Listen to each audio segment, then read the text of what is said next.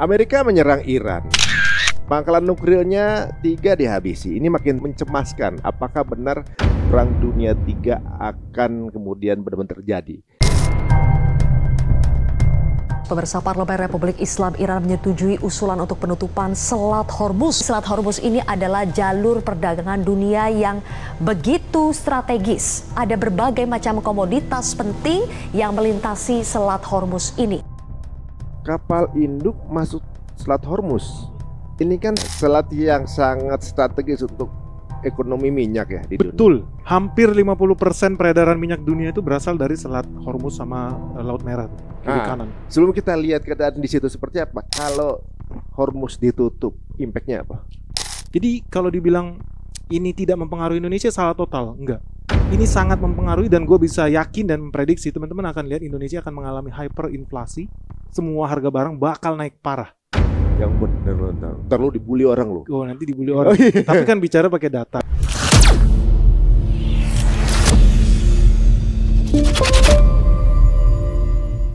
Ya, beberapa pengamat Timur Tengah udah kita hadirkan di sini. Tapi yang dari arah dari arah ekonomi belum ada, dari arah bursa belum ada nih. Langsung aja kita akan ketemu dengan Bang Benix. Apa kabar, Bang? Halo, selamat siang, Bang. Selamat siang, Bang. Terima kasih. Kita panggil apa, Bang Untung?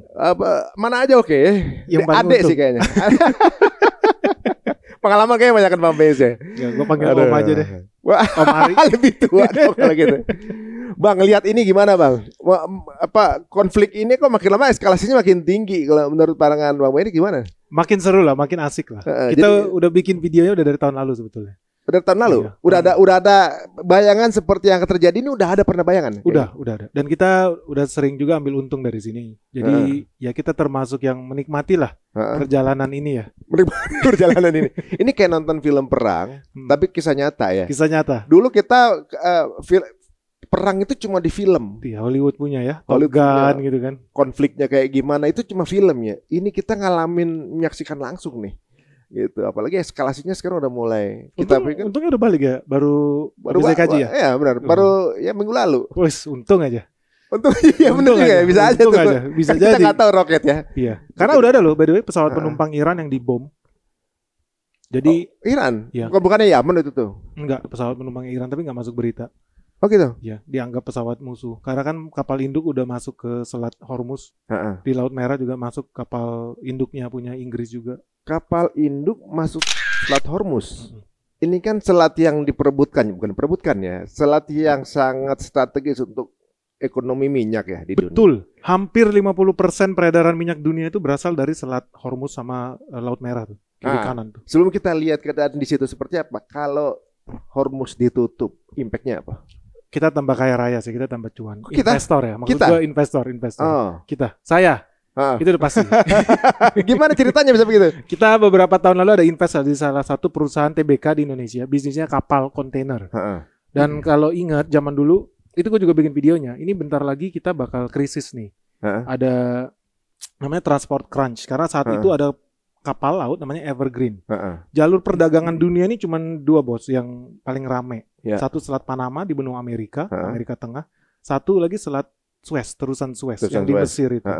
Kita mau ekspor barang ke Eropa atau mau impor barang dari Eropa, India, Afrika, Cina, semua pasti lewat situ. 2 itu. Kalau bukannya lewat Hormuz itu? Enggak, Hormuz itu buat Teluk Iran aja. Buat Iran aja ya? Iya, beberapa Iran sama Arab Saudi itu pakai Hormuz. Tapi dia nggak nembus ke Suez, enggak. Nah, kalau kita mau masukin yang Suez, suka nggak suka ya, orang pasti lewat sana lah. Karena alternatifnya muterin benua Afrika. Iya. Itu bisa take longer, 10-14 hari lebih lama. Jadi cost lebih lama. Duitnya Mesir itu ya? Duitnya Mesir ya, enak nih uang tol nih. Tapi kalau itu ditutup, which happens actually, masuk ke sana, Evergreen kapalnya panjang, lebih panjang dari lapangan bola, nyangkut, stop. Orang nggak bisa berhari-hari stop. Akhirnya kapal terpaksa mundur muter. Apa yang terjadi? Ya orang kan tetap harus jalan perdagangan dunia kan, kontainer tetap harus jalan. Harga langsung naik. Kalau harga kontainer naik berarti perusahaan-perusahaan kapal cuan besar. Nah, jadi pada saat itu perusahaan-perusahaan kapal yang ada di IHSG itu naik, ya kita untung ribuan persen bahkan itu. Jadi cuma gara-gara macet. Gara-gara macet, nikmat ya. Macet aja naik sahamnya. Iya, ini belum ada minyak loh. Belum ini ada minyak. Cuma ngomong kapal kargo.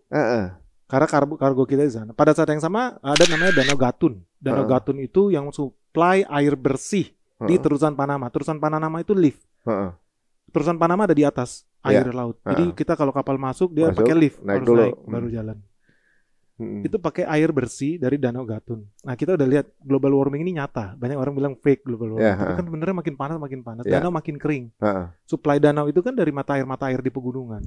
Mengering, kita lihat El Nino nih, air mengering nih. Begitu airnya kandas, debit air berkurang, kapal-kapal besar udah nggak bisa lewat. Harus muter lagi. Wah, cuan lagi nih, enak nih. Iya. Sekarang lebih seru.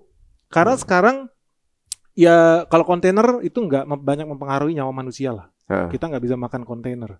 Tapi kalau minyak bumi, tanker, ini sadis. Karena semua pakai minyak bumi. Ini bikin pakai minyak bumi. Handphone kita bikin pakai minyak bumi. Baju kita pun ada nilon, benang, seratnya plastik, polyester, itu pun dari minyak bumi.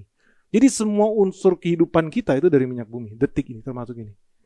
Jadi, semua elemen. Jadi kalau harga minyak bumi itu naik, jangan dikira kita nyantai. Enggak. Jadi kayak kita gampang. Gua kan nanam juga di Kalimantan. Cost buat solar, diesel itu kan menggerakkan ekskavator, itu kan menggunakan traktor, itu bawa pickup buat hasil barang-barang hasil bumi kita. Itu bisa dibilang hampir 1/3 loh. Dari bisnis kita itu biayanya lari ke transport, begitu mahalnya. Jadi kalau dibilang ini tidak mempengaruhi Indonesia, salah total, enggak. Ini sangat mempengaruhi dan gue bisa yakin dan memprediksi teman-teman akan lihat Indonesia akan mengalami hyperinflasi, semua harga barang bakal naik parah. Begitu harga bumi naik. Harga minyak bumi dan pasti naik, dan sangat logis itu naik. Pasti bisa naik. Berapa persen?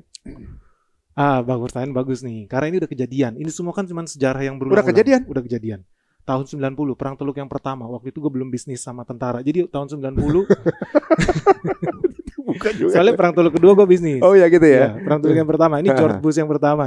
Tahun 90-91 itu Saddam Hussein saat itu Irak dipancing buat nyerang Kuwait, dijebak lah dia. Masih kecil dong berarti? Masih kecil, gue masih SD. Dia nyerang Kuwait. Gak mungkin lo bisa bertentara tuh aja. Enggak. Dia nyerang ke Kuwait, itu harga minyak naik dari $17 ke $40. Berarti naik lebih dari 3 kali lipat ya. Dua kali lipat lebih. Pada saat yang sama apa yang terjadi? Dow Jones Index saham di Amerika Serikat itu drop hampir 20%. 1/5. Jadi lu bayangin kalau lu punya isi dompet hari ini 80 juta atau 100 juta, langsung kurang jadi 80 juta. Hanya dalam waktu 1 minggu. Hilang 20% harta lu. Itu ngeri loh. Ya bayangkan kalau perangnya berlarut-larut. Ini kan cuma negara kecil yang namanya kayak inflasi gitu ya? Ya, bukan inflasi, tapi nilai sahamnya hancur. Bursanya itu hancur loh. Itu akan terjadi, akan terjadi. Hari ini pun minus bursa efek Indonesia. Hampir 2%. Jangan dianggap kecil. 1% dari satu perak kecil, tapi 1% dari 10.000 triliun, ngeri. Nah ini yang terjadi di Teluk sekarang ya, dan itu udah kejadian bahwa mempengaruhi perang di Teluk, situasi di sana kalau makin panas, mempengaruhi harga minyak dunia, mempengaruhi harga saham kita, mempengaruhi nyawa kita, investasi kita. Itu terulang lagi.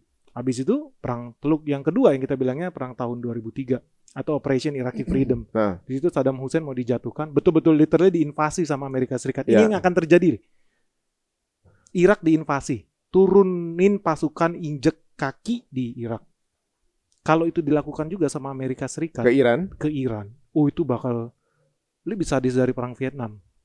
Ini bakal sadis. Waktu Irak dulu kalau nggak salah korbannya tuh sampai berapa ya? Pokoknya kepala 300.000 atau 3 juta gitu. Pokoknya.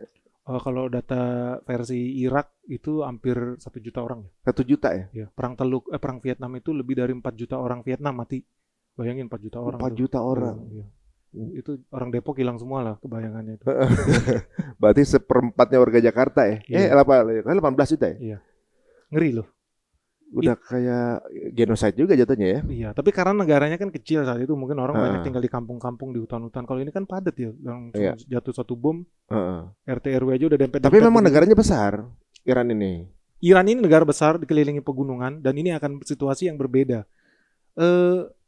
Amerika kepedean lah kalau dia sampai betul-betul turunin, tapi mereka nggak ada pilihan, mereka memang harus ke situ. Akan turun, kalau pendapat lu gimana? Harus. Negaranya lagi dalam krisis.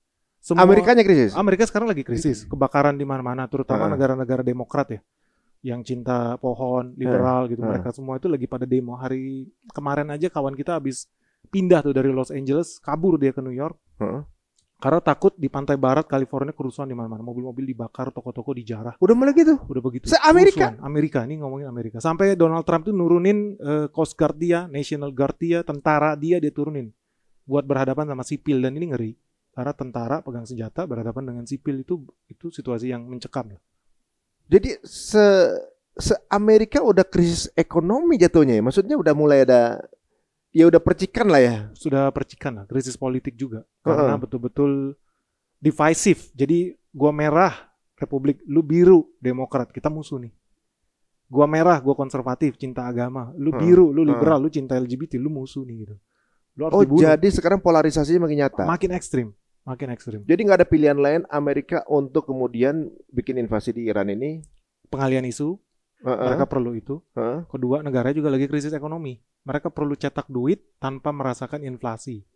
Makanya mereka harus ekspor inflasi. By the way, jangan salah, Indonesia ini APBN kita, kita mau spending sekitar 3.600 triliun tahun ini. Tapi modal kita, penghasilan kita cuma 3.000 triliun. Berarti kan minus 600 triliun. Duitnya dari mana? Harus cetak duit. Cetak duit. Cetak duit dalam konsep nanti negara ini ya bakal bikin surat utang. Akan dipaksa bank sentral yang beli surat utang itu. Itulah konsep cetak duit. Dalam Amerika lakukan yang sama, iya. Makanya inflasinya juga terjadi nggak di Amerika? Iya. Cuman bedanya mereka bisa ekspor itu. Kita kan ngutang dalam satuan dolar. Ya. Bunganya berarti dalam dolar juga. Berarti kalau kita mau bayar bunga, kita harus jual rupiah dulu, dapat dolar, kita bayarlah ke Paman Sam. Kalau Amerika, dia ngutang. Gue ngutang bunganya berapa? 10%. Setara berapa? 1 juta dolar. Print aja. Printernya gue yang punya. Iya, bener kan? Iya. Beda loh sama kita. Iya. Gue mau bayar utang, bunganya dalam dolar, pokoknya dalam dolar. Duit gue cuma rupiah nih. Seolah-olah dia kayak ngatur, dia yang ngatur ya. Ya lagi dalam keadaan terpojok, dia bisa punya exit itu. Betul. Nah, tapi cuma dia yang punya kayak gitu. Betul. Kita nggak bisa sembarangan lakukan itu, cetak rupiah yang ada banjir. Situasi saat ini kita ada BLT, bentar lagi bantuan BPJS, gaji bakal disubsidi 500.000 per kepala dikasih ke transfer. Seolah-olah duit itu turun dari langit. Enggak, itu adalah duit kita semua, hasil pembayar pajak. APBN kan mayoritas duitnya dari pajak kita. Iya. Bukan dari kekayaan alam kayak Saudi Arabia. Iya, APBN kita tuh cuma dari pajak, banyak kan? Mayoritas dari pajak.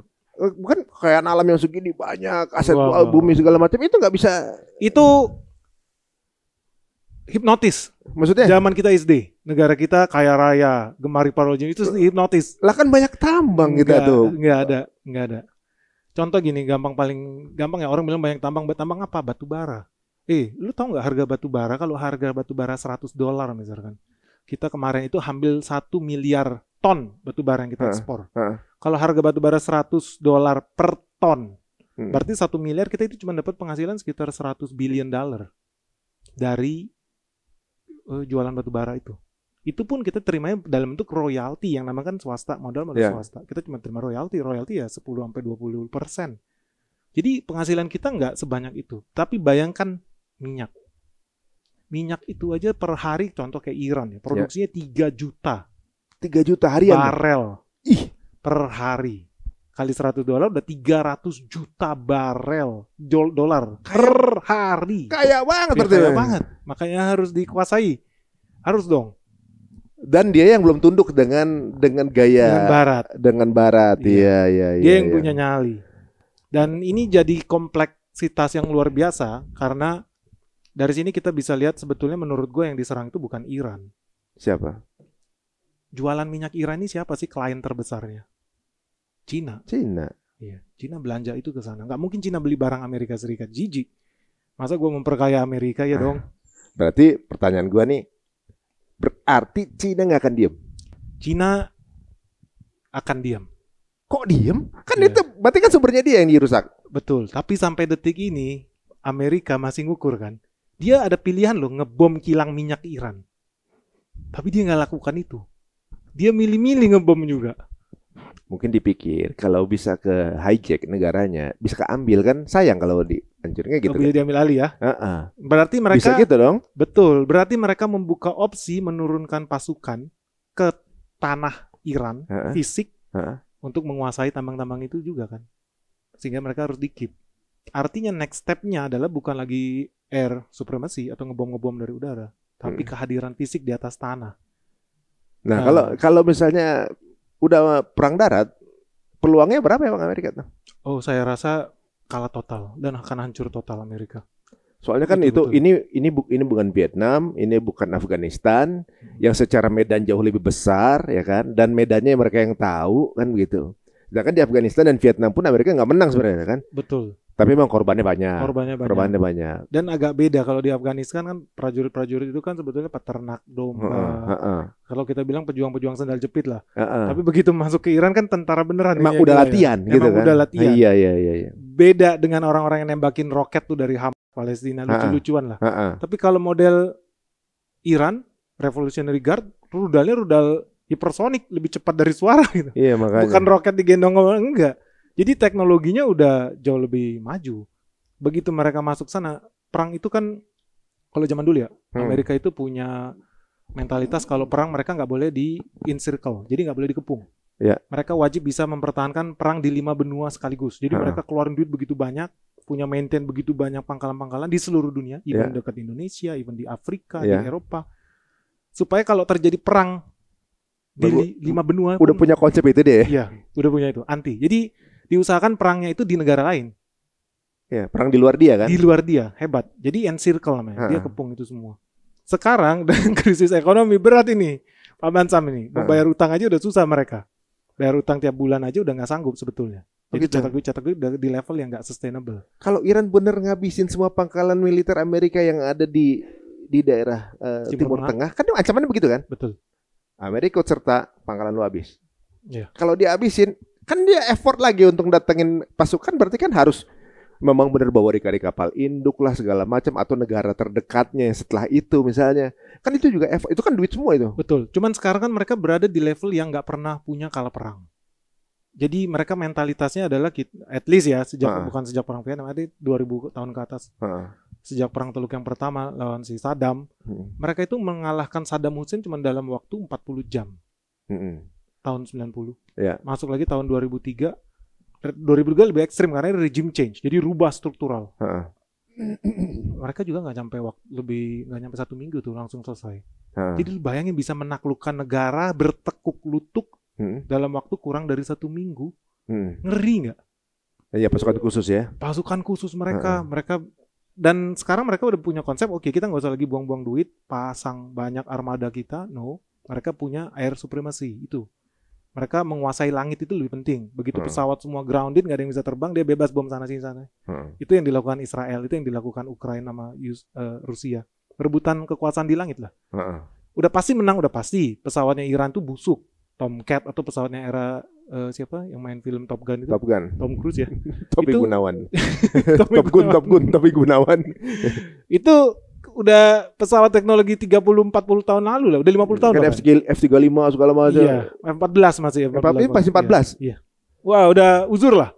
Udah pasti kalah. Tapi ground ininya yang buat nginin pesawatnya bagus gak? Enggak juga. Enggak juga ya. Wow, gampang dong dimakan di udara. Enggak juga. Memang harus begitu supaya mereka turun ke bawah kan, perang di bawah.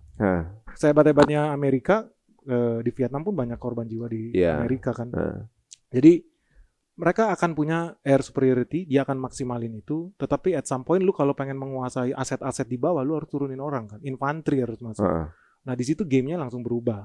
Gue bukan ahli perang, tapi medannya Iran tuh beda dengan Arab Saudi, beda dengan Dubai, Emirat Arab yang padang pasir, wah gitu, enggak. Iran itu pegunungan. Ini zona-zona Afghanistan, Vietnam, semua berantem di gunung.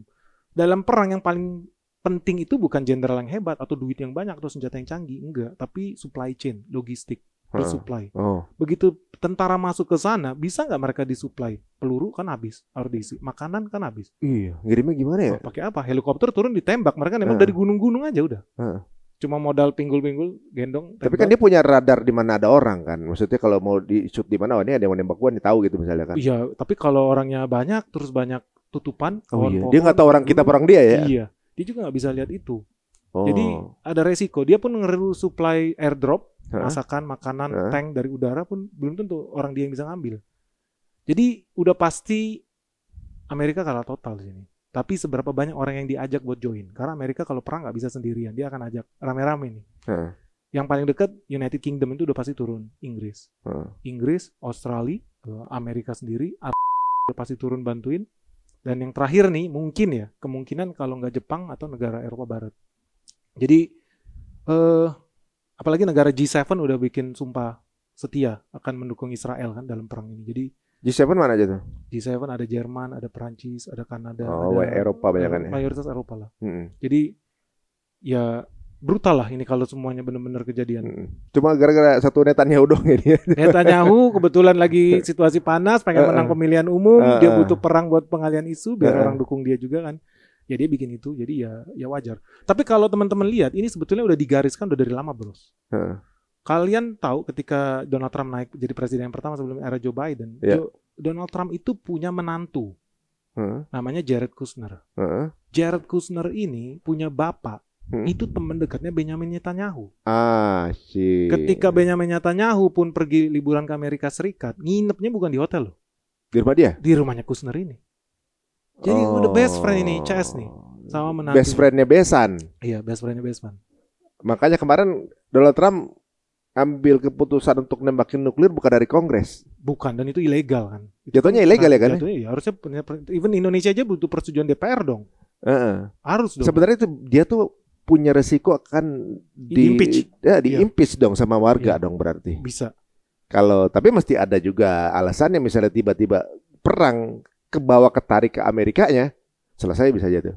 Bisa. Apalagi gini ya, misalkan ada tentara Amerika Serikat yang mati, 5.000 orang atau ada kapal tenggelam. Kemungkinan menurut gua akan ada kapal tenggelam, kemungkinan US Nimitz, itu kapal tua mereka, tenaga nuklir, ditembak jatuh Iran, kalau itu jatuh ribuan orang mati, prajurit Amerika. Gue yakin rakyat Amerika Serikat akan bersatu padu membela Donald Trump. Membela? Iyalah. Oh. Karena jadi ada musuh playing hitam. Iya, playing victim. Kalau perlu ledakin kapal sendiri.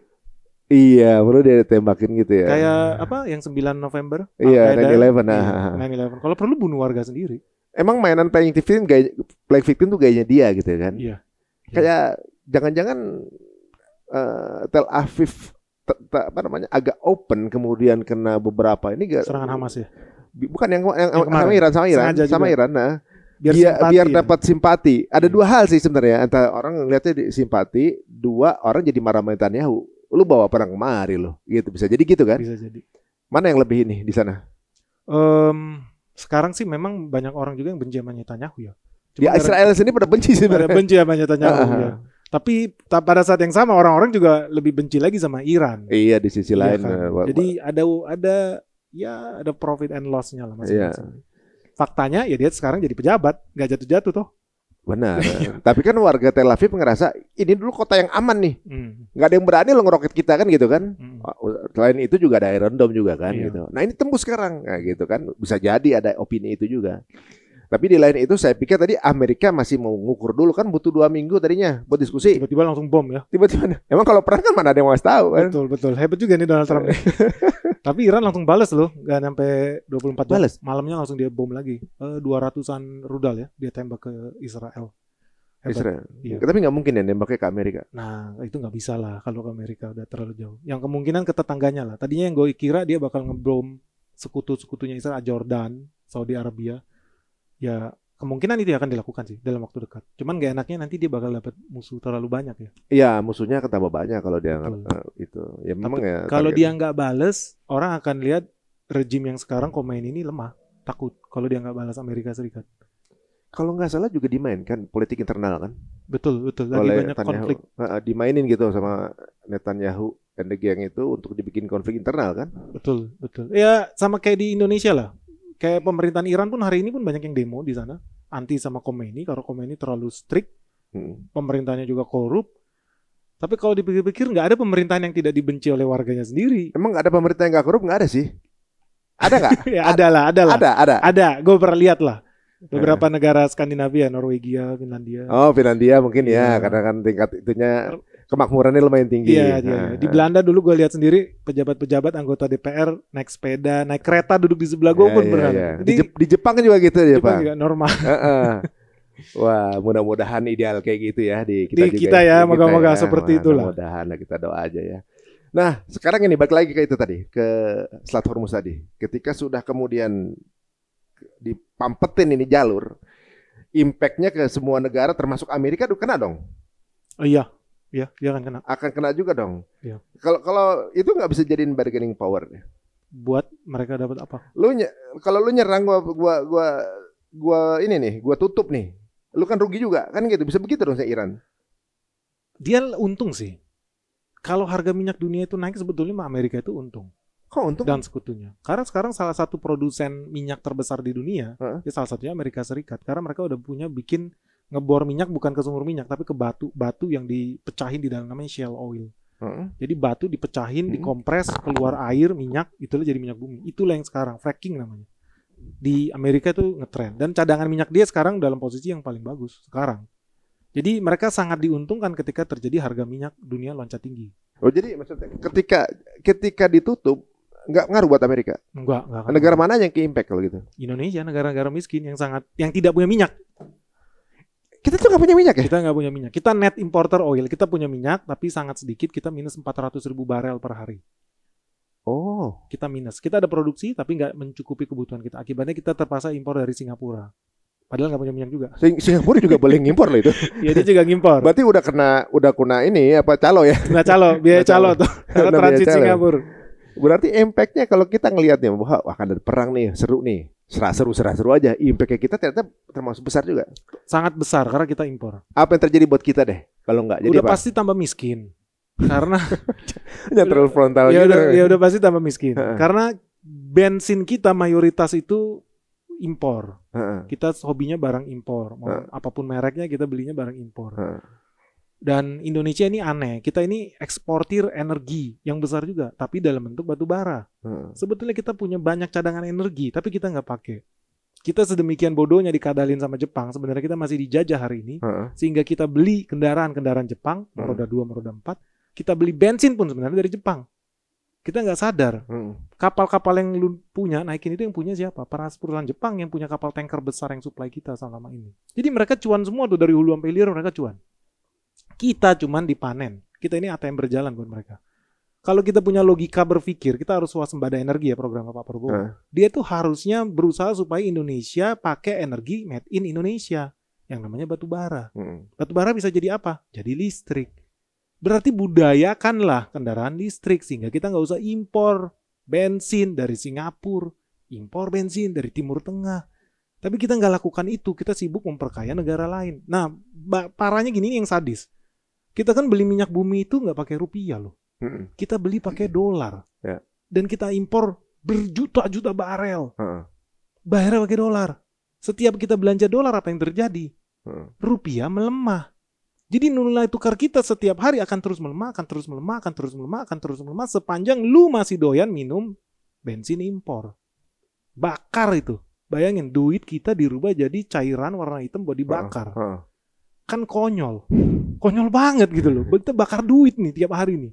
Konyol banget itu. Tapi masa nggak ada yang tahu sih pakar-pakar kita mengenai ini gitu? Ya tahu lah, tapi kan Jepang duitnya banyak juga. Mereka bisa kasih vitamin bergizi lah ke orang-orang ini supaya kita terus-menerus jadi budak mereka. Harus dong. Penduduk mereka nggak ada yang mau kawin, nggak ada yang mau punya anak. Terus bisa jualan apa ke penduduk mereka? Jual ke Indonesia aja. Kita dipanen. Jadi kita ini cuma kita tuh objek. Aduh. Objek consumerism. Tapi sebenarnya kalau produksi bisa kita mobil gitu. Oh iya, nggak usah mobil lah. Kita ngomong yang paling basic energi lah. Kita sebenarnya punya banyak kilang minyak bekas. Kita ditawarin kemarin di Jawa Tengah kilang-kilang minyak bekas Belanda. Itu masih banyak yang cadangannya besar, tapi kita nggak gali. Jadi ya disayangkan lah, masih ada begitu banyak. Dan logika kita juga harusnya jalan ya. Oke lah, kita nggak punya tambang minyak, terus kenapa kita impor dari Singapura ya? Itu juga udah hal yang harusnya menggelitik ya. Sebenarnya dia juga nggak punya. Dia juga nggak punya loh. Kenapa belinya dari Singapura ya? Kok nggak pernah pikir gitu loh. Oh ternyata mereka pinter. Dia nggak perlu sumber daya alam, tapi dia punya tempat pemrosesan. Berubah bahan baku menjadi barang setengah jadi. Jadi dia impor minyak bumi dari seluruh dunia, dikilang di situ. Jadi minyak bumi yang crude berubah jadi Pertamax Plus, Dexlite atau Aftur, semua dia bisa bikin di situ. Kita impor jadinya. Kita terlalu manja sampai kita nggak mau bikin pabrik buat merubah crude oil menjadi bensin-bensin turunan itu. Maksudnya nggak ada sih ngaco ahli ya? Kita yang mikir yang ke arah situ gitu. Itu sayang simple, banget. Itu simple. Nggak usah repot-repot bikin mobil. Bahan bakunya aja, bensinnya aja. Kita aja nggak sanggup gitu. Itu sedih lah. Dan teknologinya nggak canggih.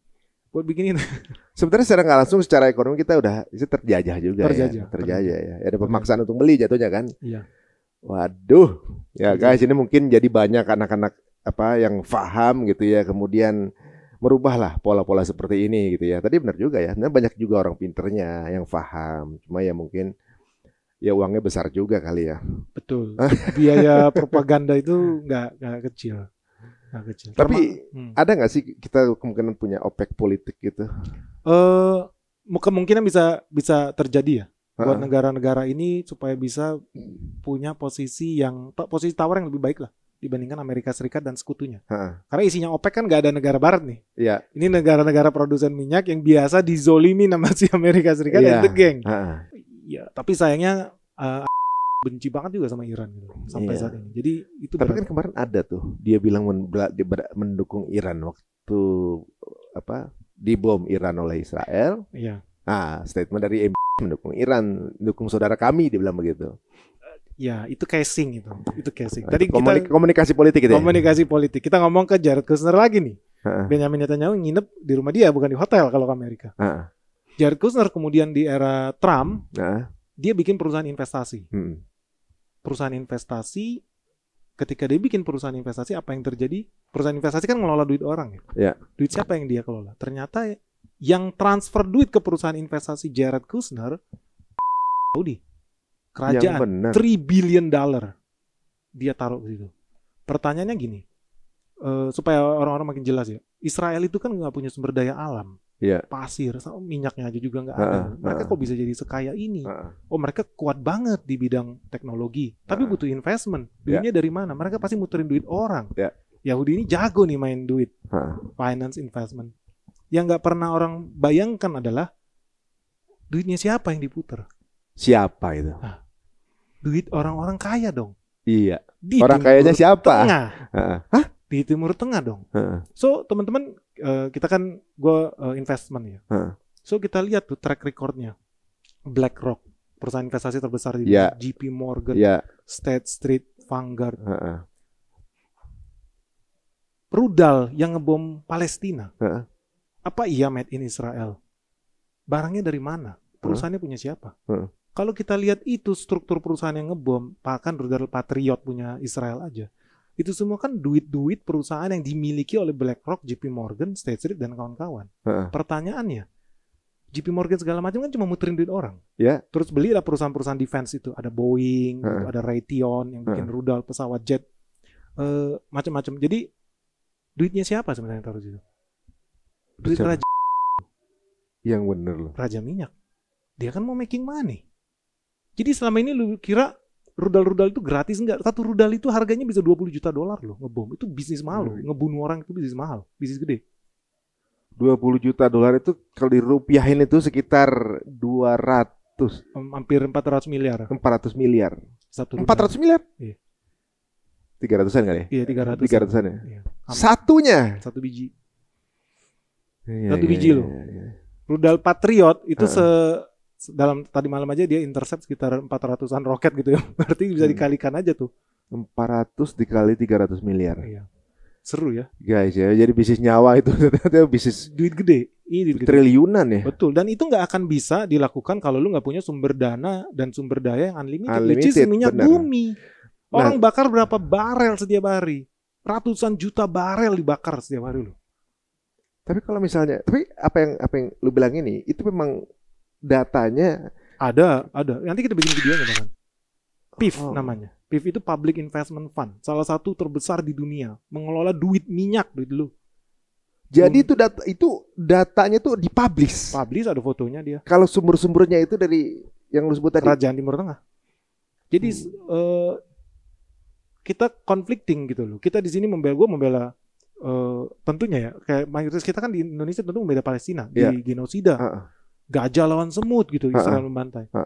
Tapi di sisi lain kita lupa berpikir juga, di sini kita mungkin ada yang memboikot restoran ayam goreng lah atau minuman mahal dari Amerika, tanpa pernah berpikir sebetulnya kita di sini disuruh-suruh memboikot di luar negeri. Apa mereka lakukan itu? Karena gue dapat teman dari yang baru abis naik haji, dia bilang, Ben, gue ngopi-ngopi di Starbucks di depan. Masih buka aja sana. Betul ya, itu betul. Jujur. True story nih. True story. Buka KFC, buka McDonald, buka. Ya, kan agak absurd jadinya gitu loh. Tapi di sini kita seolah-olah ditaruh di forefront untuk fighting against Israel and the gang gitu segala macam. Ya bener, gue sih setuju juga. Memang kita harus apa ya? Tapi komunikasi itu kayaknya nggak nyampe ke sana deh. Kemana? Kalau di sana kayaknya enggak sih. Enggak ya, best friend lah. Karena ya duit mereka juga. Kan mereka duitnya terlalu banyak. Yang bener loh, ntar lo dibully orang lo. Oh nanti dibully orang. Tapi kan bicara pakai data. Pakai data, emang datanya begitu. Ya. Dan orang bisa cek kok, namanya PIF, itu perusahaan investasi. Apa namanya PIF? Public Investment Fund. Public Investment Fund. Betul. Itu terbuka semua di situ. Terbuka di situ. Itu punya kerajaan. Enggak, itu khusus rajanya aja apa raja-raja? Kalau namanya perusahaan investasi sih dia terima, tapi khusus duit negara sih yang dia proses di situ. Jadi PIF ini gede banget, dia invest kemana-mana aja. Lu main game aja nih, lu suka main game bola terkenal tuh di PlayStation, FIFA. Ada mereka juga, sahamnya mereka. Memang gede. Iya, memang beberapa klub bola pun mereka juga punya. Mereka juga kan? beli ya. Gitu. Tapi kalau yang PIF ini kan gue belum pernah lihat ya site-nya ya. Gue perlu ngecek dulu gitu ya. Dan mungkin teman-teman yang nonton juga monggo silakan dicek aja gitu. Dicek aja. Wah, ini baru tahu nih di sini nih. Public Investment Fund. Bahkan termasuk BlackRock segala macam mereka juga. Oh, dia taruh duit ke BlackRock. Banyak. Bukan $1 billion, no. Duit kecil itu $1 billion, no. Dan duit itu dipakai buat beli rudal-rudal pembunuh orang di Palestina. Selesai. Ironic.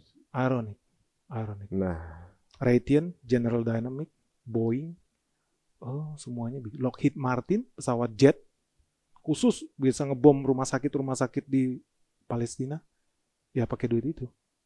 Public Investment Fund.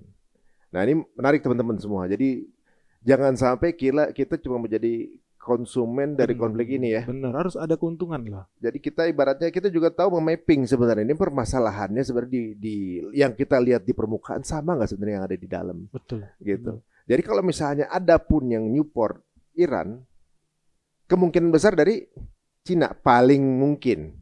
Dan Rusia. Nah yang menarik gini, ketika dia dibom, ketika Donald Trump ngebom itu dia terbang dari West Coast, itu teman acting. Pada saat yang sama dia terbangin dari East Coast. Jadi terbang dari East Coast, lewatin Atlantik, baru ngebom Iran. Jadi dia operasinya smooth tuh. Ada kapal palsu, pesawat palsu terbang ke barat, tapi sebenarnya ngebom dari East Coast, ngebom Iran. Decoy. Ini pinter sih kalau menurut gua, karena dia jadi ngedikoy semua orang, even rakyatnya sendiri jadi nggak tahu juga sebenarnya pesawat ini mau kemana barang ini. Jadi maksudnya benar-benar operasi rahasia. Betul-betul. Sampai Kongres juga nggak tahu. Nggak tahu. Sampai mereka pun taunya di Twitter ya. Taunya ya postingannya si Donald Trump. Ya begitu. Tadi kita mau bilang apa ya? Iya, maksudnya yang membantu, maksudnya kan tadi apakah Cina atau Rusia yang kemudian akan merespon ini paling kemungkinan. Apa yang terjadi ketika pesawatnya belum nyampe Iran itu kirim menteri luar negerinya buat meeting sama Putin. Jadi mereka pun sudah tahu bahwa mereka ada pesawat bakal mengarah ke kita bakal dibom. Yang jadi pertanyaan, kenapa dia nggak pergi ke Xi Jinping? Iya dong. Iya. Kenapa dia malah pergi ke Putin? Ya, dramanya misterius nih. Ini seru nih. Kenapa dia nggak perginya ke? Atau mungkin udah ketemu cuma nggak dipublish mungkin ya? Kayaknya enggak. Nggak mungkin. Kayaknya enggak. Karena memang nggak ada keuntungan buat Cina saat ini. Mungkin orang pada bilang ini bisa dimanfaatin momen bagi Cina nyerang Taiwan. Menurut saya enggak. Karena gini ya, kalau harga minyak, kalau Hormuz diblok, Laut Merah diblok, Arab Saudi itu makin untung, makin kaya raya lah. Malah untung? Iya dong, dia jualannya minyak. Harga minyak naik dia tambah kaya. Makanya sampai detik ini pun dia menikmati itu. Bukannya kalau ada konflik itu ditutup, kan jualannya nggak bisa keluar dong? Enggak juga, enggak semuanya juga lewat dari Hormuz, kan masih banyak jalur yang mereka bisa bawa, jalur darat apalagi. Resupply-nya Israel pun paling banyak dari sana, dari Jordan sama Arab Saudi, jalur darat ya. Jadi mereka bisa lewat itu masuk ke Eropa, bawa barang itu lewat jalur darat pun masih bisa. Walaupun agak panjang. Agak panjang, agak lama. Tapi dia yang diuntungkan ketika ini terjadi konflik dan berlarut-larut, dia pasti akan happy banget. Yang sangat tidak happy sebenarnya Cina, karena dia net importer minyak. Jadi logikanya dia harusnya bantuin Iran. Tapi menurut saya enggak. Yang lebih logis buat Cina lakukan sekarang itu adalah membantu Korea Utara. Dia harus mengagitasi Korea Utara untuk menyerang Korea Selatan. Jadi perangnya proksi aja. Cina kan relatif cinta damai ya. Dia nggak ada bikin perang di mana. Pedagang kan dia kan. Namanya juga orang dagang gitu loh. Nggak boleh tangan dia yang kotor lah. Kalau bisa pakai proxy, kaki tangan aja. So yang akan dilakukan Korea Utara nyerang Korea Selatan untuk melemahkan Barat lah, supaya perang di banyak front. Kalau itu terjadi. Jadi logis sekali Iran itu tidak minta bantuan ke Cina. Logis. Sangat logis dia pergi ke Putin. Putin yang lebih punya kepentingan buat perang di situ. Karena dia emang anti NATO juga kan. Ya musuh bersamanya lebih banyak lah. Ada common enemy berarti. Iya. Waduh. Berarti kemungkinan terjadinya Perang Dunia III makin mungkin ya. Ya kalau kita pikirkan Korea, misalnya Korea Utara, Korea Selatan, ya kan. Cina, Taiwan juga belum tentu sih, tapi maksudnya bisa jadi juga. Iya. India, Pakistan belum selesai loh. Belum kelar kan. Ukraina, Rusia juga belum selesai. Belum kelar. Nah, Iran ya lagi gede-gede nih Iran, Israel dan Amerika. Apa kabar Indonesia? Berat. Gitu. Orang kita ngelihat itu satu kota itu dibom-bomin ya gitu. Ada Iron Dome, ada Iron Dome. Pikir kalau satu kesini nggak ada yang nahan. Nggak ada. Kita nggak punya Iron Dome kan? Nggak ada. Telanjang lah kita ini. Tadi barusan lo jelasin. Nggak usah pakai air Kendari, kita pun udah kena efek. Betul, tinggal Singapura stop ekspor minyak, kita mati loh. Mobil nggak jalan. Pernah bayangin itu nggak? Singapura stop ekspornya, kita berarti mati. Kita ada ketergantungan sama Singapura. Ketergantungan dong, memang. Nggak usah pakai erondoman, matiin keran. Donald Trump, Singapura lu stop ekspor minyak, selesai. Ya kayak gua denger itu Jordan itu airnya di Israel. Iya, nyawanya di Israel. Jadi kalau Jordan bukain pintu aja, airnya mati, kan selesai kan gitu. Ya kadang-kadang penjajahan itu bukan cuma fisik ya. Betul. Ya, kebijakan gitu, ekonomi, politik itu termasuk ya. Makanya benar memang kita harus terlepas ya, lu suka nggak suka sama pemerintahan. Kalau pemerintah punya agenda, kita harus swasembada pangan. Ya suka nggak suka memang itu benar. Kalau nggak kita impor beras dari Thailand, beras kan konyol. Perut kita yang megang negara lain itu konyol loh. Energi kita impor swasembada energi ya. Banyak orang yang sebel atau anti, tapi menurut gue itu logis, kita harus sampai ke sana. Tapi nggak akan bisa ke sana kalau kita masih tadi ya nggak bisa rubah mindset bahwa kita harus stop mengkonsumsi energi asing. Itu kekuatan asing sudah. Ini sebenarnya banyak folder-folder yang mesti dibuka sama teman-teman semua nih, anak-anak sekarang ya. Peluang-peluang bagaimana untuk bisa survive kan gitu. Tapi kan sekarang anak sekarang nih banyak kan lagi eksisnya lagi sibuk di TikTok. Oh gitu. Gue denger obrolan ini aja jujur banyak yang gue baru tahu. Ibaratnya kemana aja gue info ini kok gue belum tahu kan gitu. Dan sebenarnya info ini sebenarnya bisa dipikirkan beramai-ramai loh. Yuk cari jalan keluar seperti apa. Kalau kita sesimpel yang segede gini aja pintu ekonominya masih dipengaruhi Singapura, kita sangat fragile banget gitu. Negaranya itu baru satu ya kan? Betul. Singapura kecil itu aja kita kalau nyerang habis juga kita. Habis.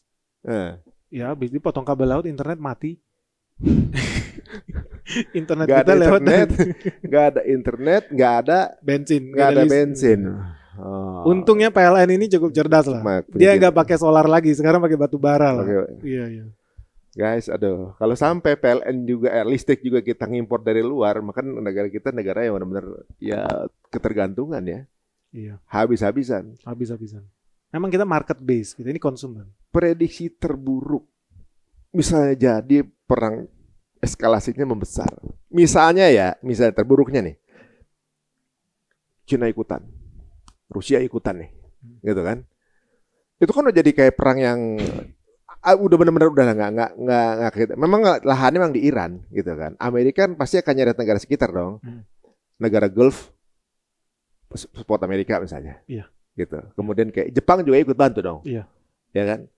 Ini kan perangnya jadi tinggal milih lu pilih mana sana atau sini. Harus pilih kan? Gak ada netral. Nah, Indonesia nih sampai situ.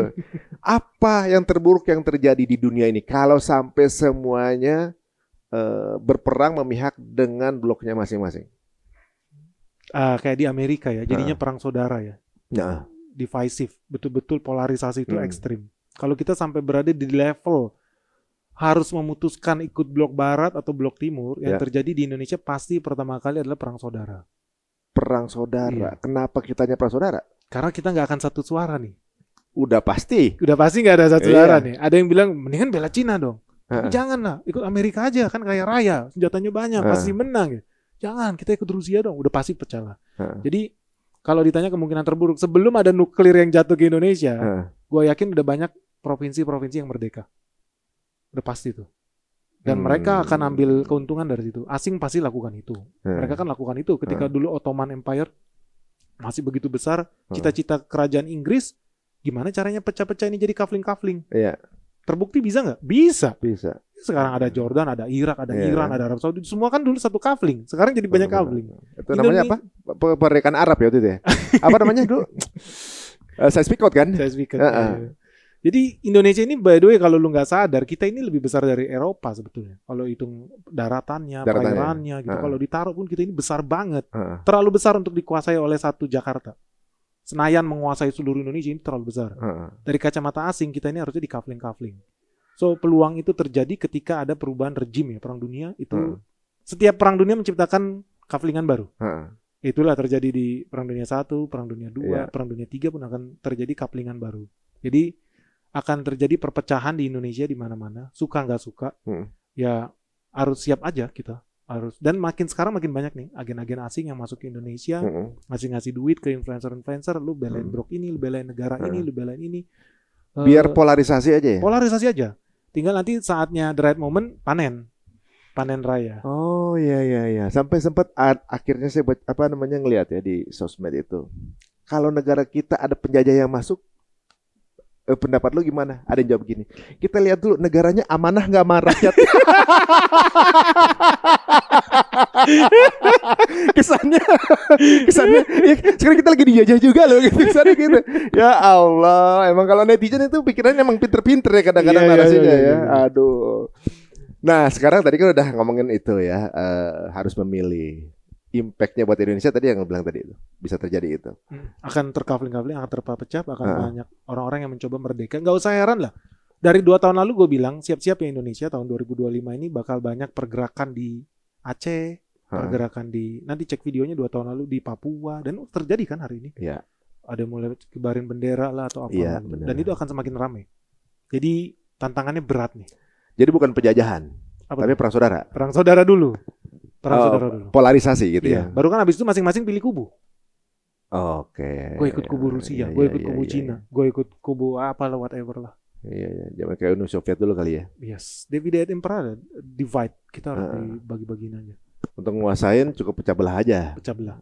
Terbukti Uni Soviet aja bubar. Iya, dan lebih murah itu kosnya. Ya lebih murah. Murah aja kan. Dibanding dia drop perang di sini bawa pasukan kan? Bener. Kayak T. Lawrence sama Snowhorn-nya polanya sama kan? Sama ya. Waduh, kalau ngomongin perekonomian kita yang sebenarnya nggak dalam keadaan baik-baik aja dengan kondisi seperti ini gitu, berarti tambah nggak baik-baik aja atau kita harus siap-siap mandiri atau gimana nih? Tetap harus tenang. Kita harus siap-siap karena segala sesuatu itu ada opportunity yang bisa diambil. Jadi kayak gue dulu, perang Teluk 2 itu gue happy lah tahun 2003 ya. Karena gue ekspor. Tahun 2003. 2003 lo berapa? 2003 itu gue semester 1 atau semester 2 gitu lagi kuliah gue. Itu mulai bisnis itu? Mulai bisnis. Gue ekspor perlengkapan militer ke Timur Tengah. Lu ekspor perlengkapan militer? Iya. Semester 1? Iya waktu itu. Gimana dapet linknya? Waduh ini perjalanannya panjang nih. Astaga. Perjalanannya panjang nih. Ternyata. Tapi kalau teman-teman tahu ya, mungkin orang-orang di Magelang masih tahu kadet-kadet TNI Angkatan Udara zaman dulu itu gue yang supply itu. Jadi mulai dari tabung oksigen, masker, jaket tempur, helm pilot segala macam kita ekspor. Nah waktu itu gue ada sedikit keberuntungan lah. Gue namanya diplomasi bakwan. Ini boleh cerita nih? Boleh dikit. Namanya diplomasi bakwan. Jadi di kampus gue dulu, gue waktu di UI kalau nggak salah. Gua UI. Kalau nggak salah, lu lagi di UI gimana? Lu kuliah? Kayaknya iya waktu gue lagi di UI, Fakultas Hukum. Gue lihat ada meja depan kosong, ada orang lagi makan. Gue cari temen kan gak enak ngopi sendirian ya di kantin gitu kan. Bro, gue join dong. Gue pesen bakwan kebanyakan nih, jadi beli gorengan segala macam. Duduk lah ke sana makan bawa bareng, ngobrol-ngobrol. Ternyata dia kapten. Dia kapten kapal Indonesia. Tapi di UI. Dia lagi ambil sarjana hukum di UI. Gue tanya kerjaan lu apa? Gak mau cerita tuh. Sampai kemudian dia bocorin dia adalah kapten kapal di Indonesia satu-satunya yang bisa mengoperasikan armada kapal di pangkalan-pangkalan Amerika Serikat. Jadi dia lihat Black Hawk gitu loh. Itu udah hal yang biasa. Ini kapten kapal ya. Bawa kapalnya melintasi tebing-tebing es di kiri kanan, di kutub, di Jepang, di Rusia, di Vladivostok. Jadi pas gue lihat, ini orang Indonesia. Gila sebegitunya ya operasi Amerika Serikat ini yang kita nggak ketahui gitu loh. Gue ketemu sama dia karena gue suka lihat jaketnya. Jaketnya itu flak kentan. Gue tuh koleksi seragam tentara gue suka koleksi lah. Dari seluruh dunia gue koleksi. Oh, emang udah ada ketertarikannya dulu. Gue suka lah. Terus gue lihat itu bagus banget punya lu. Itu motif apa? Itu bukan TNI karena gue tahu. Bukan juga Marpat punya Marine Amerika Serikat, bukan Marpat, Akupat, enggak. Ini apa ini? Ini Truppen punya tentara Jerman. Oh bagus banget gitu. Iya Ben, ini anti radar. Jadi kalau lu masuk jalan mau nyerang orang pakai radar inframerah, lu nggak bisa dideteksi panas tubuh lu. Jaket itu? Merah-merah itu. Jadi lu kayak siluman di malam hari bergerak. Wih canggih banget. Gue beli dong, berapa harganya? Terserah lu mau beli berapa. 300.000. Kok murah banget gitu. Lu emang dapat dari mana? Disitulah gue tahu. Ketika perang Teluk II itu NATO sekutunya salah satunya Australia itu kalau terbang ke sana pasti transit isi bensin dong. Dari Australia transitlah di sebuah daerah di Pulau Jawa buat isi bensin. Gak bisa dikasih tahu tuh. Gak bisa dikasih tahu tuh. Nanti ketahuan. Kita ada pangkalan militer juga di sini. Gue no comment. Oh iya. Ya, intinya NATO. Lewatlah di situ kalau operasi. Nah, namanya orang Indonesia itu suka kencing. Jadi ada aja, lu aja mendarat di Bandara Soekarno-Hatta belum tentu isi koper lu sama. Iya. Bisa jadi kurang ya? Bisa jadi kurang. Apalagi orang bule mendarat. Jangan kira nggak ada yang bocor. Jadi barang-barang dia barang-barang bocor. Oh gitu ya? Oh seru juga. Ya Ben, lu kalau mau kita bisnis aja. Akhirnya gue bisnis sama dia. Gue jualan perlengkapan tentara Jerman. Sama dia itu. Zaman dulu ya. Sampai kemudian dia bilang, Ben sorry banget nih. Dia harus cabut. Kalau gue nggak salah waktu itu habis perang Teluk II ada perang lagi di mana ya? Di Afrika atau apa, dia mau berangkat lagi. Sorry ya Ben, kita cerai. Jadi putus hubungan lah. Terus gimana bisa kita lanjutin? Ya gue nggak tahu ya Ben ya. Lu lanjutin aja dia sendiri. Kan selama ini gue kalau profit bagi 2 sama dia. Terus profitnya bagi 2 lagi nggak? Nggak usah Ben, buat lu aja deh. Oh yaudah gue lanjutin ya. Iya. Terus gue kontak siapa? Ini ada nomornya orangnya. Lu pergi aja Ben. Dia kasih nomor orangnya di Solo. Gue berangkat lah ke sana. Nyetir, nyampe sana mau cari barang kan banyak orderan banyak nih. Sampai sana ternyata nggak ada barang. Orangnya juga udah nggak ada, nggak tahu kemana. Muter-muter lah gue satu kota Solo itu sampai ketemu benteng Solo di dekat jalan sama Triadi. Gue masih ingat dinding warna putih. Gue lihat ada jaket Jerman di situ. Gue tanya sama abang, ya bang ini barang dari mana? Saya mau beli banyak dong. Oh pak ini dari Sukoharjo. Wah seru nih. Dari Sukoharjo. Selama ini gue kira ini barang-barang NATO rampokan dari kapal transit nih.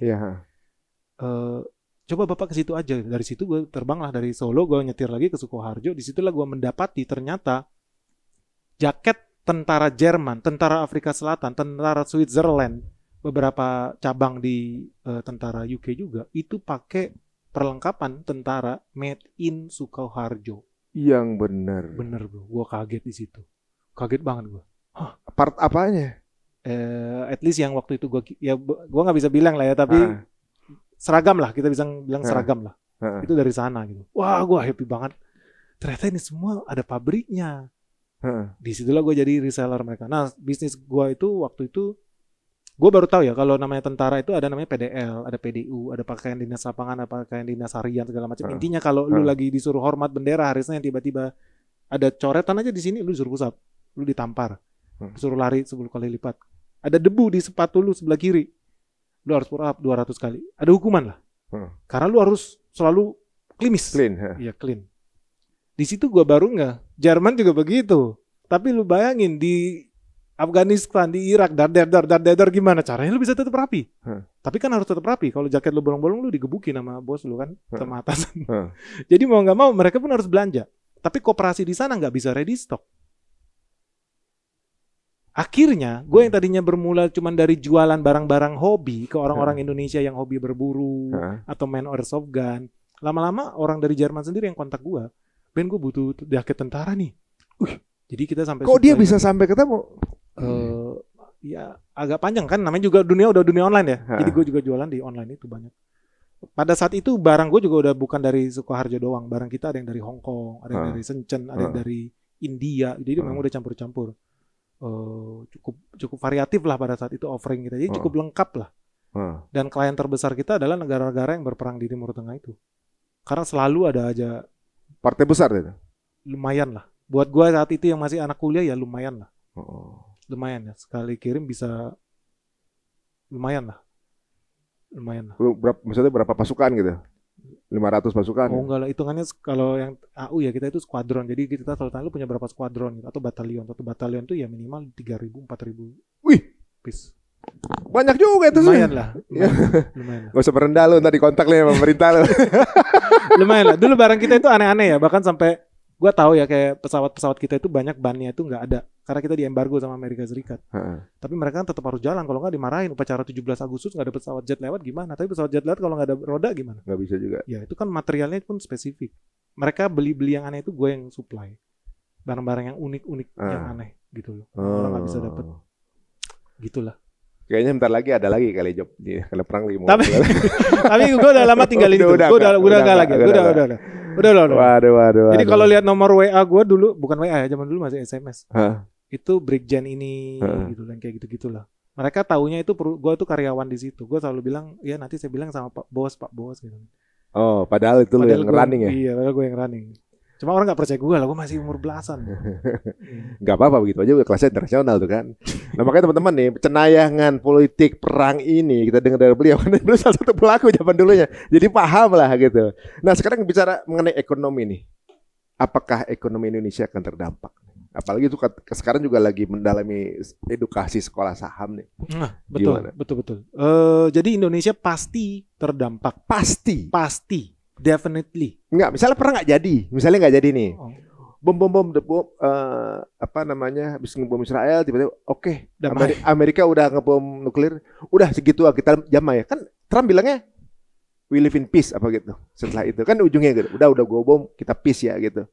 Tiba-tiba oke, udahan. Pengaruh ke ekonomi juga kan? Iya. Itu kalaupun ada skenario begitu ya, mendadak damai ya. Mendadak damai. Ya Indonesia tetap akan terdampak. Tadi karena kita hobinya beli barang impor. Semua kita impor. Bahkan yang ada di meja ini pun mayoritas barang impor. Pasti kita akan terdampak karena kita beli itu kan pakai dolar. Dolarnya kita menggadaikan rupiah.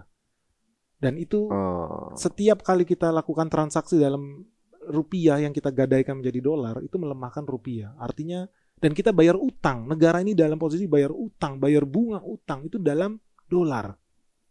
Jadi ini lingkaran setan nih. Utang terus, bayarnya pakai dolar terus, rupiah digadaikan terus. Ya kebayar bunganya doang gitu kan. Bayar bunganya doang, pokoknya gimana cara bayarnya gitu. Gak ada pilihan selain naikin pajak, lu pasti terdampak.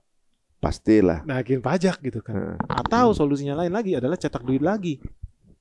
Nggak bagus juga, tapi tetap orang kan harus makan, harus bikin jalan baru, jalan harus diaspal, harus bikin jembatan. Duitnya dari mana? Utang atau cetak duit.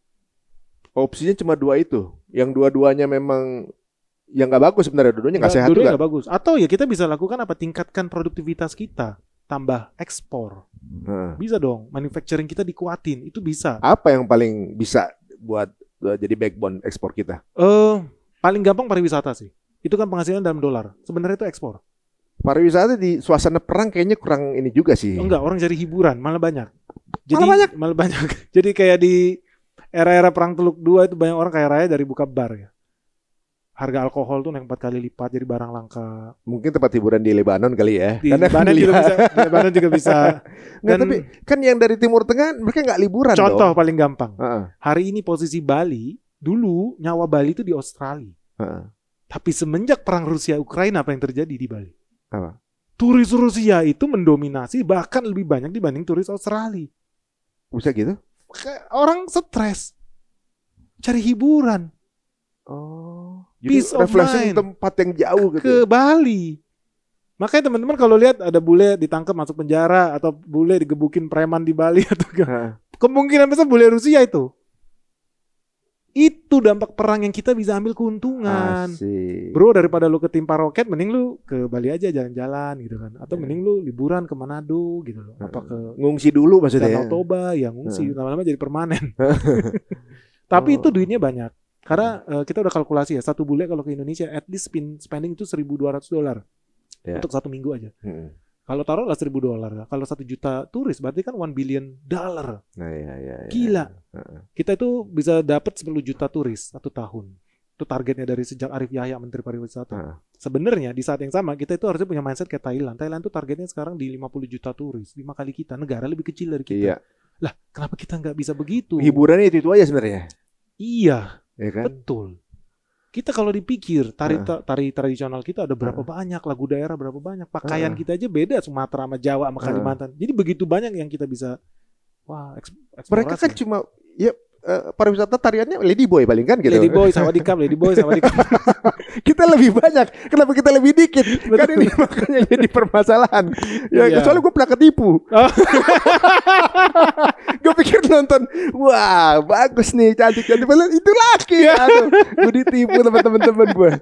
Tapi itu aset dia ya. Aset dia ya. Dan bisnis pariwisatanya lebih gede daripada kita. Itu konyol. Itu konyol. Negara sekecil itu. Bisnis pariwisatanya lebih banyak dari kita. GDP dia sekarang targetnya bisa sampai 20% dari GDP. Jadi ekonomi mereka 1/5 kalau bisa dari pariwisata. Kita itu nggak nyampe 10% bahkan. Pariwisata? Banyak banget kan dari ujung ke ujung. Betul, pantainya, lautnya, gunungnya. Nah ini mungkin jadi evaluasi buat secara internal ya. Ibaratnya ada, itu kan pariwisata, apa lagi? Paling enak lagi selain pariwisata itu sebetulnya manufacturing. Karena suka nggak suka sebetulnya ya, orang di Cina itu buruh itu UMR udah di atas 7 juta loh.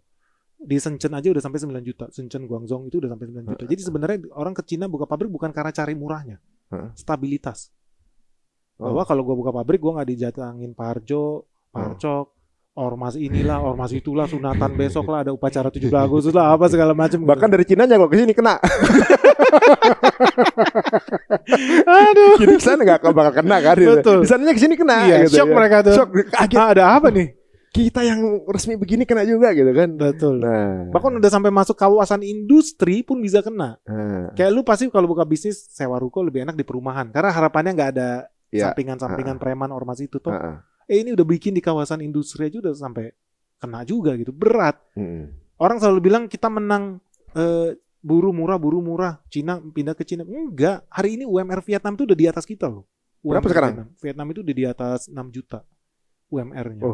Di Indonesia kalau lu ke Gerobokan di Jawa Tengah masih ada UMR-nya 3 jutaan. Logikanya kan harusnya pabrik-pabrik lari ke sana, tapi enggak, orang takut. Semua orang takut. Bahkan temen gue yang punya pabrik aja pindah ke Vietnam. Sampai pindah ke Vietnam. Takut gue di sini gitu loh. Saking nggak stabilnya itu. Iya. Nah itulah yang kita bisa ambil peluang. Hey, UMR kita lebih dikit. Kasihlah suasana investasi yang kondusif, suplai energi yang murah, pakai gas, infrastruktur yang baik. Karena udah banyak kawasan industri sekarang di pinggir tol, dekat sama pelabuhan. Ya itu udah bagus sih. Cuman banyak hal-hal non teknis ini yang tapi itu bisa sebenarnya sih kan, pemerintah sekarang sebenarnya punya tangan untuk itu gitu. Apa itu udah mengakar atau jadi budaya culture kita itu kayak gitu? Gua no komen lah karena menterinya gua kenal juga ya. Tapi kemarin gua ketemu pengusaha Korea kabur bawa pabrik dari sini pindah. Dia bilang gini, gue kecewa banget sama Indonesia Ben. Kita waktu masuk ke sini kita dijanjikan harga gas itu 0,4 sen. Jadi 4 sen. Murah lah 4 sen per MMBTU. Begitu masuk ke sini ngomong sama menteri, ternyata dia harus beli 0,8. Jadi sekitar 8 sen. Ini dong, 100% dong. Iya. Terus ditanya, mana yang janji lu katanya energi itu murah? Kan energi penting buat running the machine. Ya belum, nanti ya sabar. Kagak jadi sekarang, kabur lah. Takut. Kemarin juga habis keluar ya, ada grupnya Korea yang besar tuh, grupnya LG. Itu mereka takut sampai udah keluar dia? Keluar dari Indonesia. Ya mereka merasa nggak kondusif. Sedih. LG ini? LG. Itu Korea. Orang mungkin nggak banyak yang tahu. Dan mereka bisnis di sini gede loh, termasuk supermarket. Pernah tahu nggak supermarket GS? Gak tahu ya? Pernah dengar ya? GS supermarket itu barang-barang Korea semua juga. Hari ini udah kabur semua. Udah nggak ada? Kabur. Jadi memang bener suasana investasi yang kondusif itu penting. Kita harus lakukan itu supaya orang nyaman bawa duit. Wah, itu berarti yang kabarnya perusahaan mobil listrik besar yang datang ke sini kemudian dipremanin gitu, beneran itu? Ya bener lah. Gimana? Gue konfirmasi aja kalau kan tahu info yang satunya. Kirain itu cuma itu viral doang gitu. Itu bener ya? Ya bener lah. Kasian lah. Maksud gue mereka udah willing loh buat ambil resiko naik pesawat ke Indonesia. Itu aja udah resiko. Sampai sini bawa duit masih ya jadi pajakin ya. Iya, nanti udah jadi pabrik ya di demo sama karyawan sendiri pula. Ya nggak ada yang berani ngambil resiko itu. Tapi tapi ini bisa diperbaiki dong. Oh bisa. Gue yakin bisa. Willingness-nya aja. Memang pemerintah harus garis keras, harus berani turun langsung. Bukannya nggak mungkin ya bisa. Buktinya Xi Jinping aja bisa begitu. Iya, tapi harus keras. Harus keras. Tetap harapan baik itu harus ada lah sama negara kita ya. Ya, kita tinggal di sini nggak punya pilihan lagi gitu ya. Tapi mudah-mudahan akan lebih baik lagi gitu. Jadi harapan dijajah sampai lebih amanah nggak ada karena kita senang tinggal di sini gitu kan. Ibarat teman-teman semua, tadi kalau kita ngobrol sama Bang Benik ini, beliau paham mana kira-kira ini bakal ke arah lebih baik atau mungkin yang terpuruk. Nah, ini kan perlu belajar nih. Di mana belajarnya? Oh, kita ada sekolah saham khusus yang belajar investasi. Lu takut investasi bodong atau segala macam? Kita udah bertahun-tahun, alumni kita ada ribuan lah. Sekolah saham Benix, bisa cek di sekolahsahambenix.com. Kita udah seru lah, kita bahas topiknya berganti-ganti. Tahun lalu kita bahas tentang bisnis kelapa sawit. Hari ini sahamnya udah naik 140%. Lu udah untung lah. Kita bahas juga ada saham yang berhubungan sama mobil listrik karena gue invest juga tuh. Bisnis mobil listrik ada di IHSG. Menarik. Sekarang trennya ke depan. Gue yakin gini, ini gampang nih. Harga emas itu bakal naik ke 5 juta rupiah per gram. Iya. Gue yakin. Paling telat dalam waktu 3 tahun. Karena itu safe haven, orang kabur. Terjadi perang, orang taruh ke sana. Tapi banyak lagi logam-logam mineral berharga lainnya selain emas yang penting dan dipakai oleh industri di era AI ini. Dan itu perusahaannya ada di Indonesia. Tapi nggak banyak yang tahu. Makanya kita sekolah saham Benix yang baru, kita akan spesifik membahas next momentum bisnis mineral. Rare earth. Ini mineral berharga nih. Apa aja sih rare earth itu? Oh, macem-macem. Ada nikel, ada emas, ada silver, ada palladium. Jadi bahkan sampai yang belum ada ditemukan, ada kayak thorium, uranium. Apa tuh thorium? Thorium itu bisa bikin reaktor nuklir yang lebih kuat dibanding nuklir zaman dulu ya. Ini yang terbaru. Nilai energinya 2 kali lipat lebih powerful. Ada semua kita. Kita punya. Wah. Even lithium yang dipakai buat mobil listrik, kita sebetulnya juga punya. Gitu loh. Jadi ini semua hidden asset yang Indonesia bisa ambil keuntungan nih. Biarin aja nih Barat jegar, kita harus bisa ambil keuntungan. Dan pasti bisa ambil keuntungan dari situ. Woi, kita ini supplier nikel nomor 1 di dunia loh. Kita bisa kontrol loh. Sampai ribut-ribut itu. Sampai ribut-ribut. Dan mereka harus ribut-ributin itu karena mereka butuh. Makanya kalau perlu dibikin rusuh nih. Gue kan nggak bisa dapat, Indonesia blokir loh. Kita melarang ekspor mentah nikel. Barat ketakutan. Bikin demonstrasi di mana-mana. Kita ini punya posisi tawar yang tinggi dong. Sangat tinggi. Nyawa mereka ada di kita. Nyawa mobil listrik itu ada di kita. Di dunia nikel. Tapi pemainnya kan udah banyak juga kan ini. Belum. Banyak, tapi yang punya barang nikel itu ya kita. Ada banyak lah. Maksudnya di Indonesia pemainnya banyak juga. Nikel. Oh banyak. Dan banyak orang bilang nikel itu tidak ramah lingkungan, enggak juga. Nikel itu merusak lingkungan, enggak juga. Lah lu kira ngebor minyak bumi ramah lingkungan gitu ya, atau ngebor batu bara itu ramah lingkungan. Semua perusahaan atau negara maju itu melakukan aktivitas pertambangan. Even Finlandia, even Swedia, even Jerman menebang pohon, menebang hutan supaya industrinya maju. Lu kira lu naik mobil-mobil Jerman itu dari mana bahan bakunya? Ya keluar sendiri dari dalam bumi. Apa turun dari air hujan gitu? Ya harus dikeruk lah dari dalam bawah bumi, ya kan? Udah pastilah di isinya ada besi, ada aluminium, ada bauksit, ya itu semua harus ada proses itu. Ada proses. Jadi kalau dibilang kita negaranya kotor, tidak ramah lingkungan, nikel harus ditutup di mana-mana, tambang-tambang kita jangan digali, bikin aja itu jadi pohon buat pemandangan. Coba lu pikir dulu, mereka itu udah jauh lebih merusak dibanding kita. Kenapa kita harus disuruh jagain supaya mereka kalau liburan ke sini bisa nonton orang bugil di Papua? Kenapa orang Papua tidak berhak dapat kehidupan yang layak dengan bekerja jadi driver supir tambang bisa gaji 12 juta loh? Kenapa nggak berhak? Mungkin karena impact dari penambangan tersebut untuk warga sekitar yang belum kelihatan itu. Betul. Gua setuju sih, memang penambangan harus dilakukan dengan ramah lingkungan gitu. Cuman kalau sampai menghilangkan penghasilan atau hajat hidup orang banyak gitu juga harus pintar gitu milih-milihnya, karena bisa jadi itu agenda asing. Faktanya memang asing masuk untuk merusak itu. Kemarin kan sampai ketahuan tuh negara Jerman tuh bayar loh ormas salah satu ormas terbesar di Indonesia buat lakukan demo-demo palsu di Indonesia. Oh. Dan fotonya di mana-mana. Orang kedutaannya meeting di kantor pusatnya mereka. Tujuannya? Iya. Buat kepentingan mereka apa? Iya, adu domba kita. Karena mereka butuh bahan baku kita. Mereka butuh sumber Biar daya kita alam pecah. supaya Kemudian kita pecah, supaya kita buka lagi nikel kita, mereka bisa dapat lagi barang bahan baku dengan harga murah. Harus. kompleks banget ya urusan politik ini ya. Iya, harus. Ya, bayangkanlah kalau lu juga jadi negara Jerman, lu akan lakukan hal yang sama. Karena industri lu adalah industri otomotif. Lu kaya raya dari situ. Begitu banyak merek Mercedes-Benz, BMW, Porsche, dan lain sebagainya. Kalau tiba-tiba mati karena nggak ada bahan baku, gimana dong? Lu harus lindungi mereka loh. Mereka lapangan kerja jutaan loh yang mereka sediakan di sana. Kita waktu itu diundang di Mercedes-Benz. Kaget gua. Mereka punya pabrik itu lebih dari hampir 1 juta hektar. Kawasan pabrik mereka. Ada di 3 provinsi. Di Jerman. 1 juta hektar? Iya. Gila ya. Kayak gak kebayang ya. Tapi dari satu pabrik ke pabrik lain, lu itu harus naik bus. Mereka bahkan punya lebih dari 12 terminal bus. Saking besarnya ini pabrik. Gila. Bro. Segede gitu? Iya. Tapi lebih Padahal gede. kan itu mobilnya bukan mobil mass production kan? Mass production. Mereka banyak produk murah. Kayak bisnya segala macam juga Mercedes ya. Maksudnya bahkan truk aja ada kan. Oh iya benar. Jadi memang bisnis yang sangat besar dan mereka harus lindungin. Lakukan segala cara. Oh Mercedes tuh bayangan kita tuh mobil luxury aja gitu. Di sini, di sana jadi taksi. Di sana taksi ya lupa gue. Iya bis, truk juga itu semua ya Mercy ya. Itu seru lah. Itulah geopolitik dan akan makin banyak agen-agen asing yang akan masuk ke kita. Teman-teman akan lihat makin banyak kerusuhan tuh. Memang berat lah jadi presiden sekarang. Makin banyak konflik di sosial media. Itu kan buat mereka juga kan? Betul. Nah, Betul. Makin banyak perang opini. Nah, kayak gitu nih. Yang ngeri, Ya. yang bangun opini-opini itu rata-rata LSM luar negeri. Tapi kegoreng di sini. Kegoreng di sini dan orang makan itu bulat-bulat. Nah, orang sini kan suka kadang-kadang apa yang kita tahu di situ viral, padahal nggak tahu tuh Belum esensi tentu. di belakangnya apa Iya, belum segala tentu. macam. Ya, Belum tentu.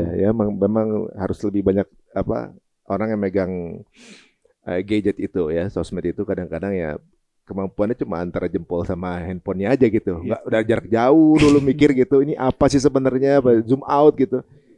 Kadang-kadang udah beropini langsung gitu. Itu bisnis propaganda, itu duit besar tuh. Oh. Enak gitu. Tadi kita udah tahu ya, Bang, bisnis nyawa triliunan, propaganda juga ada bisa juga. Ya, lebih gede lagi bahkan. Lebih gede lagi? Iya, propaganda. Ngeri nih lu pegang banyak rahasia lu. Hati-hati di jalan ya bro. Sebentar, itu gimana cara ikutin kelas lu? Oh, tinggal daftar di www.sekolasahambenix.com. Jadi gue siap tahu bisa nyelip-nyelip lah denger gitu, belajar. siap. Menarik sih kayaknya ya dari cenayangan beliau nih, tahu banyak gitu yang perlu kita siasati. Walaupun mungkin kita belum tahu arahnya kemana, kira-kira bisnisnya mau di mana sih yang bermain di tahun-tahun ke depan. Perang gini apa sih yang bagus kan gitu ya? Gitu. Itu kebanyakan works atau ada yang mungkin nggak kena, misalnya kayaknya bakal naik ini deh atau bakal turun ini gitu misalnya. Ya kalau menurut gua, karena lu nanya gua ya, mayoritas ya works. Karena jangan jujur. Dan videonya ada. Oh, iya, Jadi iya. contoh, gua kemarin datang ke pelabuhan mobil listrik anak usahanya Pelindo, kita investasi di situ. Hari ini sahamnya udah naik 50% lebih gitu. Jadi semuanya transparan. Gua tuh bikin juga di YouTube. Setiap kali gua datang ke perusahaan-perusahaan ini, gua bikin videonya. Jadi sangat terbuka lah. Dan everybody could see it gitu. Nothing special. Kalau misalnya tapi ada juga dong yang nggak works, ada juga dong. Oh, ada beberapa yang memang agak uji nyali gitu ya. Karena ternyata di tengah jalan direksinya konyol gitu lah, masuk penjara lah, itu ada juga. Oh, ada faktor-faktor lain. Ada faktor X yang lain. Oh, ternyata direkturnya begini, kan kacau juga. Itu di luar perhitungan lah. Ada yang begitu. Nah, kalau untuk sekarang nih, mungkin sebagai penutup ya, pesan buat teman-teman yang lagi mau memulai usaha, memulai bisnis gitu, atau juga mungkin udah jalan bisnisnya, kemudian ya terkena imbas-imbas dari keadaan ekonomi sekarang, atau juga mungkin lagi mau buat bisnis buka lapangan pedal misalnya gitu. Oh, bagus, cuan gede. Ada nggak pesan dari lo? Gimana cara melihat kondisi sekarang? Pertanyaan yang sangat bagus, bro. Jadi di era hyperinflation semua akan serba mahal dan teman-teman akan lihat semua akan naik tinggi. Oke. Pada saat hyperinflation juga pemerintah akan cetak duit gila-gilaan. Nah, itu juga itu pasti akan nyetak duit. Cetak duit. Oh, udah hari ini pun udah cetak duit. Cuek banget ngomong. Jadi Gak apa-apa tuh. nggak apa-apa. Gak apa Ya, ya? emang perlu bayar utang, nggak ada iya, duit iya, gimana iya. dong? Ya, cetak aja. Heeh. Tapi yang kita mesti pahamin ya, itu semua menciptakan opportunity. Jadi contoh tadi katanya pedal ya. Di era yang penuh ketidakpastian, negara-negara itu setiap saat itu ada masanya. Oke, contoh gini. Bapak kita, mungkin di era bapak kita, itu cita-citanya kerja di perusahaan oil and gas. Atau perusahaan tambang. Ya. Masuklah kelahiran 80-an. Cita-citanya kerja di perusahaan teknologi, IT. Lahirlah Traveloka, Gojek, Tokopedia hari ini. Nah di masa depan itu apa? Kalau kita lihat secara umum ya, AI bakal naik banyak. Lu harus tahu dan wajib paham soal AI, itu wajib. Itulah the next oil and gas. Nah dalam konteks Indonesia, banyak government spending itu keluar bukan buat bangun jembatan nih, tapi buat program agrikultur. That creates a whole new opportunity. Ini peluangnya banyak banget. Makanya gue juga nanam kan di Kalimantan. Artinya apa? Oh, bisnis traktor bakal nambah. Bisnis jagung, bisnis benih, bisnis pupuk, bisnis transportasi, bisnis logistik, bisnis semua drone, pertanian, irigasi, bisnis air, bisnis pompa air. Itu semua creates a lot of opportunity yang kalau lu nggak ambil ya sayang banget. Dan banyak teman-teman kita di bidang ini ya memang growth-nya luar biasa. Pengusaha traktor, pengusaha ban, pengusaha pupuk, waduh cuannya luar biasa lah. Itu akan terus berjalan selama sampai 3-4 tahun ke depan, gue sangat yakin akan makin growth. So teman-teman bisa tuh mulai masuk ke sektor itu. Karena mau nggak mau ya, mau terjadi perang dimanapun, semua orang tetap butuh makan. Iya. At the end of the day, kita harus butuh makan. Dan itu akan menciptakan opportunity yang luar biasa, apalagi kalau Indonesia bisa jadi lumbung pangan dunia. Mungkin. Di era sekarang mungkin. Sangat mungkin. Oh, itu bisa jadi salah new mining ya. New mining Ya untuk kebutuhan pangan ya. Dan bisa berulang terus. Iya ya. Kan karena orang makan balik lagi. Balik lagi. Kalau mining kan sekali selesai ya. Pantas juga lo punya bisnis apa? Di Kalimantan. Gue juga tadi agak ini, kok di luar dari yang gue tahu, yang gue paham mengenai lo gitu ya. Berarti yang gue tahu dari sosmed, nggak taunya lo punya gitu apa? Adalah, pisang gitu kan? Iya, aneh ya. Ada agaknya. Karena gue belum mantau itu lo YouTube kayaknya ya. Iya. Ternyata ada pisang, ada nanas, ya, ternyata butuh juga. Di Jepang juga soalnya agrikultur lagi naik juga nih kan. Betul. Dia lagi krisis, bahkan krisis beras. Iya, karena itu dia genjot kan. Betul. Gitu. Orang-orang pada teknologi semua sekarang udah mulai pada berpikir bisa-bisa Jepang kehabisan sumber daya makanan kan. Sisi positifnya bro, apa tuh? Kalau benar-benar terjadi perang dan itu judi yang menarik, judi, bidding, investment. Karena belum tahu siapa yang menang. Betul, belum tahu siapa yang menang. Tapi satu yang pasti kalau terjadi adu nuklir akan terjadi situasi termonuklir. Jadi kalau nuklir terjadi itu kan asap naik ke atas, menghalangi sinar matahari. Makanan, pohon tumbuh kan karena di sinar matahari. Begitu terjadi semua isinya asap, suhu bumi ini menurun nih. Suhu bumi menurun, banyak daerah-daerah yang punah karena radioaktif, radiasi. Gak banyak negara yang bisa survive di situ. Eropa siap-siap aja bakal kelaparan semua. Kelaparan parah lah kalau itu terjadi. Kalau ini regime change yang mau di Khomeini kan mau diganti. Situasi worst come to worst, dia nyalain aja nuklir. Mungkin dia belanja nuklir hari ini. Kenapa lah dia perginya ke Rusia? Dia udah punya rudal ICBM, Intercontinental Ballistic Missile. Tapi hulu nuklirnya kan belum ada. Jadi itu mungkin last option bisa aja taken itu ya. Tinggal tekan dong, cetek semua selesai. Kita semua kembali ke zaman es. Bener itu dia. Terus satu ada yang make, habis. Satu ada yang make misalnya cepat kena Israel ya. Israel pasti langsung Iran dong. Pilihannya gitu kan. Nah karena Iran udah nggak punya hulu nuklir nih, beli di mana? Karena bisa dari Rusia. Rusia juga kena dong. Rusia pakai juga dong nanti. Maka Rusia pakai juga. Yang ditembak Amerika sama itu. Nah, Eropa pakai juga. Prancis punya soalnya nih. Soalnya yang ketahuan punya nuklir itu bunuh diri. Dia akan jadi target, benar nggak? Iya harus. Nah, siapapun negara yang punya nuklir itu justru ngasih pointing target ke mereka. Kalau dia declare. Pakistan, India pun kena itu. Nah, kalau itu terjadi, lu pasti mikir-mikir makan beras basmati dari India. Iya bakalan dong kita. Karena radioaktif dong. Artinya Indonesia yang relatively kayaknya negara kita remote ya. Iya remote karena pulau-pulau gitu kan ya. Oh harga makanan kita bakal jadi mahal. Oh jadi juragan dong kita. Juragan. Inilah momennya kita jadi lumbung pangan dunia itu real. Bisa. Tapi murah buat Singapura. Bener juga, nanti traktornya nggak bisa jalan. Iya. Lu nggak kasih, gue tinggal tutup Iya. aja nih.